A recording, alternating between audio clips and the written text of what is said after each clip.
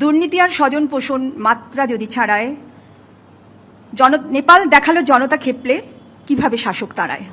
সত্যি ইদানিংকালে শিক্ষিত মানুষের বক্তব্য কোনো টিভি অনুষ্ঠানেই আর প্রায় শোনা যায় না। শিক্ষিত মানুষের ভাষাই আমরা হয়তো ভুলে যাচ্ছি।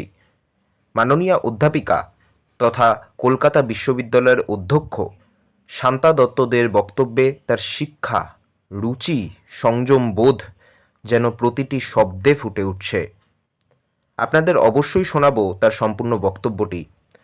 সম্পূর্ণ ভিডিওটি একটু ধৈর্য ধরে দেখুন। আমি আপনাদের কথা দিতে পারি, বহুদিন বাদে এতটা মার্জিত ভাষায় কোনো রাজনৈতিক বক্তব্য শুনতে পারবেন। দেখুন। তো মুশকিলটা যেটা সেটা হচ্ছে যে নেপাল শুধু দেখালো না, কিন্তু শুধু নেপালে আমি সীমাবদ্ধ থাকতে রাজি নই। সারা পৃথিবীর ইতিহাস কিন্তু অনেক লড়াইয়ের ইতিহাসে সমৃদ্ধ। সারা পৃথিবীর ইতিহাসে অনেক দেশ স্বর্ণাক্ষরে রয়েছে এই লড়াইয়ের ইতিহাসের জন্য। আজকের প্রজন্মকে আমি বারবার বলি, আমার ছাত্রছাত্রীদেরও বলি, একটু চোখ খুলে বইয়ের পাতাগুলো উল্টে দেখো, পৃথিবীর ইতিহাসে কত লড়াই আছে। এমন লড়াই আছে 1917 সালের বলশেবিক বিপ্লব, দুনিয়া কাঁপানো 10 দিন। জারের শাসনতন্ত্রকে একেবারে পতন করে দিয়ে সোভিয়েত রাজের প্রতিষ্ঠা। আছে ভিয়েতনামের গণজাগরণ এবং বিপ্লব। আছে চায়নার অনেক বড় লড়াই 1949, এবং সেখানেও জনতার রাজ প্রতিষ্ঠিত হওয়া, পিপলস রিপাবলিক অফ চায়না। আছে কম্বোডিয়ার আন্দোলন, আছে কোরিয়ার আন্দোলন, এবং আমাদের দেশেও ধারাবাহিকভাবে প্রচুর গণজাগরণ বা গণ আন্দোলন। নীল বিদ্রোহ, সন্ন্যাস বিদ্রোহ, সিপাহী বিদ্রোহ এবং স্বদেশী বিদ্রোহ। এই স্বদেশী বিদ্রোহের আগুনে কত ছাত্রছাত্রীর প্রাণ গেছে, তারা জীবন দান করতে এতটুকু পিছপাও হয়নি। ব্রিটিশ রাজকে তাড়াবার জন্য মাস্টারদা সূর্য সেনের নেতৃত্বে ঝাঁপিয়ে পড়েছিল একেবারে টিনএজার স্কুলের ছাত্ররা। এই যে বিদ্রোহের ইতিহাস, এই ইতিহাসে সমৃদ্ধ কিন্তু আমাদের দেশ। আমরা প্রতিদিন আমাদের ছাত্রছাত্রীকে কিন্তু এখান থেকেও শিক্ষা নিতে বলতে পারি।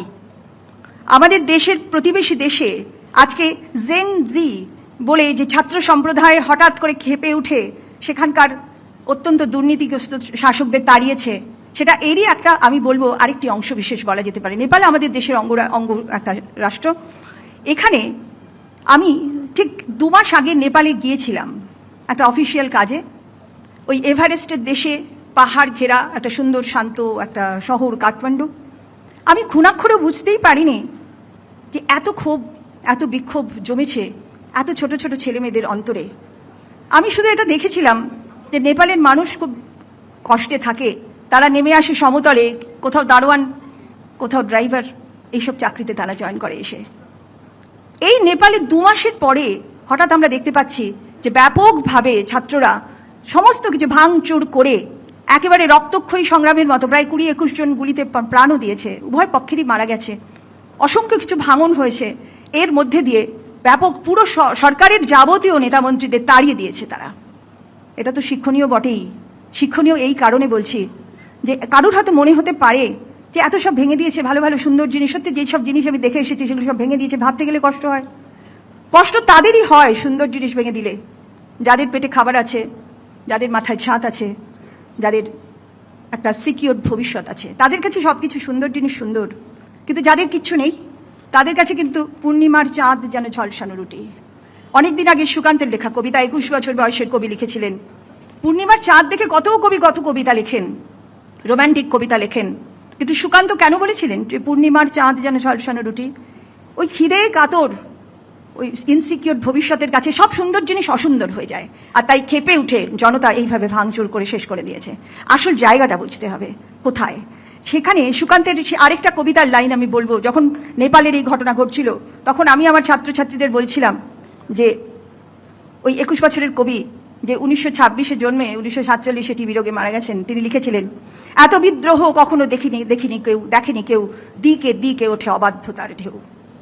আবার কোথাও বলছেন উনি যে স্বপ্ন চূড়া থেকে নেমে এসো সব, শুনেছ বিদ্রোহ কলরব শুনেছ। তা কবি ডাক দিচ্ছেন কষ্টের থেকে, দারিদ্র্যের থেকে, শোষণের থেকে মুক্তির জন্য বিদ্রোহের কথা ঘোষণা করছেন। আর বিদ্রোহ বা বিপ্লব কখনো শান্তিপূর্ণ হতে পারে না। বিপ্লব অনেক বড় একজন মহান নেতার ভাষাতেই আছে, বিপ্লব বিদ্রোহ, কোনো ভোজ সভা নয়, কোনো অঙ্কন বা সূচি শিল্পের মতো একটা নিখাদ নম্র জিনিস হতেই পারে না। বিপ্লব একটা উগ্র বল প্রয়োগের কাজ, যার দ্বারা একটা শ্রেণী আরেকটা শ্রেণীকে পাল্টে দেয়। আজকে এই মুহূর্তে সারা দেশব্যাপী সমগ্র সমাজ ব্যবস্থাটাই কিন্তু জনবিরোধী একটা সমাজ ব্যবস্থা বলে আমি অন্তত মনে করি। আজকে সারা দেশেই আমি বলবো, শুধু পশ্চিমবঙ্গের এই 14 বছরের তৃণমূল শাসনের কথা নয়, বিগত সময়েও আমরা যদি দেখি যে স্বজন পোষণ যথেষ্ট পরিমাণ ছিল। আজকে হয়তো সেখানে খানিকটা নখদন্ত বেরিয়ে পড়েছে, কিন্তু আমার নিজের চোখে দেখা আছে যে নাগরিক অধিকার কিভাবে খর্ব হয়েছে। পড়াশোনার পরে একটা সিকিউর ভবিষ্যতের জন্য সেখানেও স্বজন পোষণ দেখেছি আমি নিজের চোখে। আজকে আমাদের দেশে একটা অত্যন্ত ডিজাস্ট্রাস ঘটনা, যেটা ব্রিটিশ আমল থেকেও যদি বিচার করি তো আমরা দেখব, সেটা হলো এই যে যোগ্য শিক্ষকদের 26,000 শিক্ষকের চাকরি যাওয়া। সেখানেরও কারণ হলো এই স্বজন পোষণ দুর্নীতি। সেখানে ব্যাপক শিক্ষকরা রাস্তায় পথে পথে পড়ে কেঁদেছে, তাদের উপর লাঠিচার্জ হয়েছে, তারা কান্নাকাটি করেছে, তারা কতজন মরে গেছে, তাদের বাবা মারা ওষুধপত্র খাদ্য না পেয়ে মারা গেছে। আজকে আবার তাদের পরীক্ষায় বসতে হচ্ছে। কত বড় ডিজাস্টার্স ঘটনা। এরপরেও বিদ্রোহ বা বিপ্লব যদি উগ্র বল প্রয়োগের জায়গায় চলে যায়, যদি সব কিছু ভাঙচুর করে দেয়, তাহলে কি তাদের অপরাধ হবে? প্রশ্ন আমি ছুড়ে দেবো জনতার দিকে, যে সত্যি বলুন তো তাদের অপরাধ হতে পারে? যেখানে একজন ছাত্রী, সেও তো ছাত্রী, একটা পিজিটি আরজিকর মেডিকেল কলেজের, সে অত্যন্ত দরিদ্র পরিবারের মেয়ে। আমারই এক ছাত্রী সে এক স্কুলে যেখানে পড়তো, তার বাবা মা তাকে অত্যন্ত কষ্ট করে একটা ডাক্তার তৈরি করতে গিয়েছিল। সে একটা প্রাতিষ্ঠানিক খুনের বলি হয়ে গিয়েছে। আজকে সে খুন হয়ে গেছে প্রাতিষ্ঠানিক আমি এই কারণে বলছি যে সে ডিউটিরত অবস্থায় মারা গেছে। সেই খুনের আজও কিন্তু সঠিক কিনারা হয়নি। তার বাবা মার কাছে, সেই ছাত্রীর কাছে এদেশে কোথায় গণতন্ত্র আছে? এদেশে কোথায় স্বাধীনতা আছে? এখানে বাঁচার পরিবেশ কোথায় আছে? সেই বাবা মা আজকে, উপরন্তু আমি এটাও শুনেছি সেই বাবা মাকে নাকি তার জায়গায়, সে যেখানে থাকে সেখানে সামাজিকভাবে বয়কট করা হয়েছে। তার বাড়িতে তার সুইপার ময়লা নিতে আসে না, তার বাজারের লোকজন কথা বলে না তাদের সাথে। কেন? অপরাধ কি তাদের নাকি? অপরাধ কি তারা করেছেন নাকি? এইরকম একটা দেশ, এখানে শুধু আমি একেবারেই কিন্তু আলোচনাটাকে সীমাবদ্ধ রাখতে চাই না, বা আমি নিজের মনে ওই জায়গাটা স্থান দিতে চাই না যে সিপিএম, তৃণমূল, বিজেপির লড়াই, একদম নয়।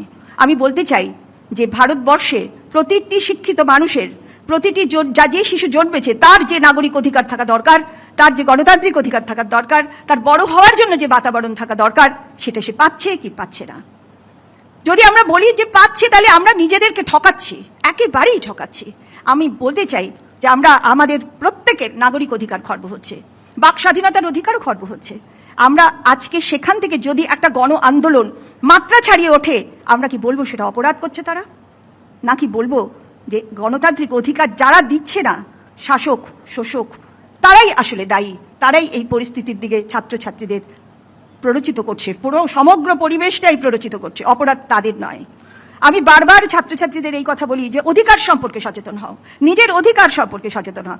আমি একটা কলকাতা বিশ্ববিদ্যালয়ের অটোনমির অধিকার প্রতিষ্ঠা করতে গিয়েছি, আমার সঙ্গে সিন্ডিকেট, আমার সঙ্গে সমস্ত বিদগ্ধ মানুষরা রয়েছেন, সেটা করতে পেরেছি। কিন্তু তার জন্য ব্যাপকভাবে আমি বিশেষ লোকের দ্বারা প্রতিদিন সমালোচিত হচ্ছি, প্রতিদিন তারা আমাকে আক্রমণ করছেন, নানাভাবে আক্রমণ করছেন, মরাল জায়গাটায় বারবার আঘাত করছে যাতে আমি মানসিকভাবে ভেঙে পড়ি। কিন্তু আমি তো মানসিকভাবে ভেঙে পড়ার লোকই নই, কারণ আমি জানি যে এর থেকে অনেক বড় বড় লড়াই করেছে আমাদেরই দেশের মানুষরা।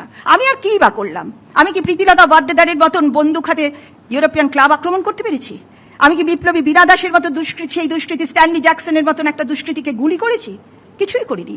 আমি একদম যেটা করা উচিত ছিল সেটা করেছি, কিন্তু সমানে সামাজিকভাবে আমাকে বারবার সমালোচনার সামনে ফেলে দেওয়া হচ্ছে। কিন্তু আমি কিন্তু সেই স্তরে নেমে গিয়ে কখনোই সমালোচনা করিনি। আমি শুধু এইটুকুই বলে শেষ করব, বেল পড়ে গেছে, সেটা আজকের যুব সমাজের কাছে আমার বক্তব্য যে তোমরা অন্ধকারময় ভবিষ্যৎ থেকে বেরিয়ে আসার জন্য মানসিকভাবে নিজেদের দৃঢ় করো, শক্ত করো, কারণ সত্যি তোমাদের সামনের দিনগুলো, ভবিষ্যৎগুলো কিন্তু সত্যি অন্ধকার আচ্ছন্ন। তাই আমি শেষ করব আবার সেই এক মস্ত বড় মহান ফিলোসফার, তিনি কবিতা ছন্দে লিখেছিলেন যে মুক্ত শতফুল বিকশিত হোক, যত আগাছা নির্মূল হোক, তোমরা যুবরাই সকালের সূর্য, যেন 8টা 9টার পৃথিবীতে আনবেই নতুন এক বসন্ত। ধন্যবাদ। ভিডিওটি ভালো লাগলে একটি লাইক করে দিন এবং অবশ্যই সাবস্ক্রাইব করুন আমাদের চ্যানেল নিউজ 16 বাংলা। দেখা হচ্ছে অন্য কোনো ভিডিওতে। ধন্যবাদ।